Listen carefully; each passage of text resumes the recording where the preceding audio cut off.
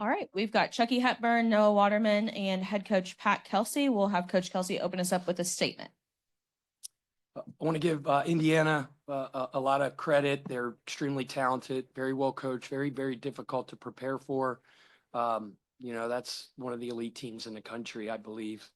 I'm so proud of our guys.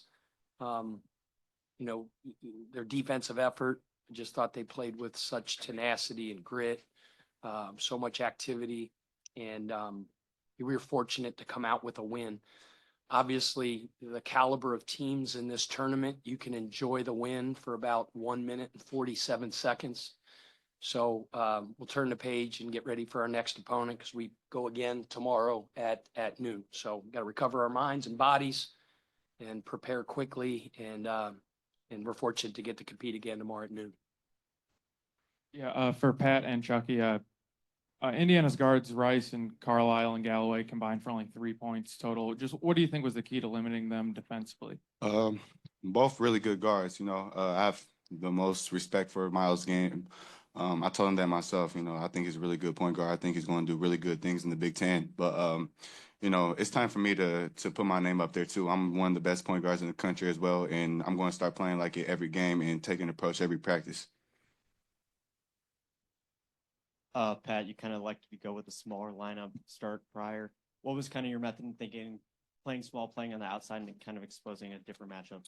Yeah, you're making me sound way smarter than I am. I love James Scott like I love to breathe, and he's one of the most accountable players I've ever coached. But he was about 12.4 seconds left for a walkthrough before we left. So that's one way to lose your starting position. You said how we started? Is that what you asked? Why we started small? Yes. Yeah. Yeah, James Scott was been in the starting lineup for the last 4 months, but he was 12.5 seconds late for a walkthrough. So that took him out of the starting lineup and put Kaysen in. But it ended up being really good for us that we played small. It's just how we are. I'm not all that concerned with who starts and who doesn't start. That's earned every stinking day in practice. And I love James Scott, so I didn't mean to put him on blast in front of millions of people because there's not a harder working, more conscientious guy in the country, but culture eats strategy for lunch, and the standard, is the gosh darn Pittsburgh Steelers say, and I don't like the Steelers, but 12.5 seconds late is the same thing as being an hour late. Yeah, Coach. Wanted to get your thoughts. You guys, I think, had 10 threes with, I think it was around 7 or 8 minutes to go, and when you built the, I believe it's 38-point lead. Just what were the things that you looked at and said, okay, these are things that are going to get us threes against Indiana? And yeah, I know you guys shoot them anyway. I was just curious, kind of like what you saw in this particular game. Well, I mentioned at the beginning, they're very good, very talented, and they have a very good scheme. We just, we first and foremost, our system from an offensive standpoint is predicated on stringing stops together so that we can get out and play in transition. And that's when we're most comfortable and when we're at our best. And we are guarding and getting stops, which is allow us to get out and play in transition. And defensively, defenses are the most chaotic in that first 6 or 7 seconds in the shot clock because it's a little bit of chaos. So we were able to, Chucky's as good of a paint toucher, facilitator, point guard as there is in the country. And he was kind of the table setter that was generating open threes by getting in the paint off pick and rolls and off penetration and spraying that thing around and got our guys going. They got some good looks early, saw it go in. That's what's great.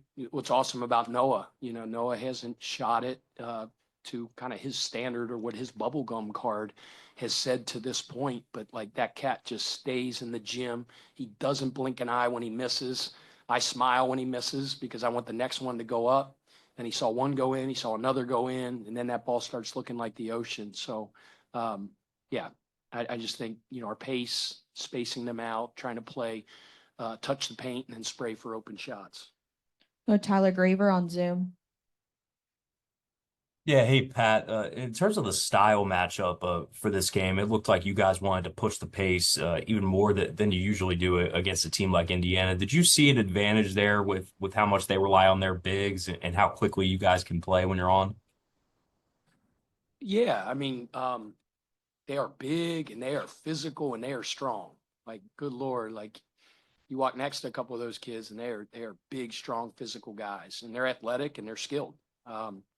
You know, we just thought our advantage was being able to space the floor, play with great pace, and generate offense that way. You know, every team's going to play to their strengths. Now, listen, that's not to say Indiana doesn't excel in transition. In fact, I think that's one of the things they do the best. I mean, we focused a lot on their transition offense. You know, if you look at the 380 clips of the offensive long edit that my assistant gave me right after we played Winthrop the other day, I mean, the first 120 of them were transition, whether it's on ball speed, you know, with number one, big boy running to the rim, kick aheads, attaching, we post ups early, ball screens early. We really focused, you know, on their transition first and foremost, but that's kind of our deal and what we do best. By the way, Noah's here too, and he played his butt off. Corey Bozemer on Zoom. Hello, Coach. Can you hear me? Yeah. Yes. Okay, cool. All right. Two-part question. First part's for Noah. Noah, when you bounce back and go through a tough game like Tennessee, how do you personally use that to help you have a good game like you did today? And then Coach Pat, how important is it in building a culture for coaches to be coachable? So playing Tennessee, they kind of punched us in the mouth. They were the more physical team, 100%. So we kind of told ourselves that we weren't going to let that happen anymore. And I think it kind of showed today. We came out there and we started hitting them first. And most of the time, the most physical team wins. Indiana's a really good team, but we just had to hit them and get some rebounds and play at our pace. So I think the Tennessee loss really showed us things that we had to improve on. And then throughout the week, we had a long little bye, and we really just focused on those things, and it kind of showed today. So You're at the same question. Is that what you asked? Well, I asked, in building a culture, how important is it for a coach to be coachable himself? I mean, heck yeah. I mean, I sure as heck am the first one to sit up here and say I don't have all the answers, you know? Yeah. So heck yeah. That's why I have a phenomenal staff. You know, I've said it from my press conference on, and every time anybody asks me about it, I think I have the best basketball staff in the country. They are loyal. They work their butts off. They are diligent in what they do. They love our players. They pour into them every day, and they hold me accountable, right? You don't want everybody in your room to be yes men and tell you what you want to hear. Those guys will go at my teeth too. So yes, I'm coachable. Now I'm emotional too, and I'm a little bit passionate. So sometimes those rooms get a little heated when we walk out. We love each other, arms around each other, and we're one unified voice. Brooks Holton on Zoom. Hey, Pat, you kind of spoke about, just how quick of a turnaround this is for your team. I'm wondering if you can take us through the process, of what these next few hours will look like in terms of scouting your next opponent in that game going on right now. This one's over. We always say enjoy the wins because wins are hard to get. Usually it's like, hey, enjoy it tonight, wake up tomorrow, it's over. We had to turn the page to the next game the moment we walked out of that locker room because we're going to play a big-time heavy-hitting team tomorrow at noon. So with these guys, it's about getting off their feet. It's about recovering. They got to get out of this press conference so they can go get off their feet, get some sleep, hydrate, eat. Coaches will be pouring over tape. Obviously, we don't know who our opponent is yet. That game's starting. So I'll go in and watch the rest of that one so I can put my eyeballs on both of the teams. And then we'll prepare the rest of the day. We'll get back together with the team later on tonight. Try to be short and sweet with our prep, focus on our principles. We'll get together in the morning again to go through special situations, baseline out of bounds, and it's just the normal process of getting ready for a game. The most important game in the history of our program is the next one we play, and our guys will have that mentality for the next 24 hours. Tyler, do you have another question on Zoom? Yeah, one for Noah, actually. Noah, obviously, between you, James, some of the other bigs, you guys had a big task in guarding Malik and Ballo. Just what did you think was key in trying to get them uncomfortable as much as you could without fouling? There's a couple of those here and there, but you guys mainly held them down. I think it's our whole team. We had really good bottoms. So when they try to throw it over, we'd be able to go get the ball. And we're really conscientious of Valo and a couple of the bigs because they're really good players. So we, like I said before, we just had to be more physical. And really on the blackout, we were just hitting our man, and everybody crashed. And you can see on the stat sheets, a lot of the guards got a lot of the rebounds because we were just focusing on hitting them. So it's five of our guys versus them, so not just one of us. Brooks again on Zoom.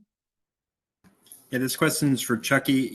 You talked yesterday about just kind of having like like a little bit of extra I guess juice for this game since you lost to Indiana last year and the last time you played at Wisconsin. I'm just wondering, when you come out and set the table like you did with that steal and that layup on the first possession, could you kind of talk about your mindset heading into this game and just how good it felt maybe to get that tone setter really quickly? Yeah, really just can't be this mindset just against this one team. It's got to be mindset every game. That's the way I got to play every time I step on the floor. Just getting that first defense stop, getting a kill, which is 3 shots in a row to start the game. And, that's what we're going to have to do if we want to be these good teams. And we're going to have to be the more physical teams every time we play a team. All right. Thank you all. Thank you. All right, you guys. Get out of here. Great job.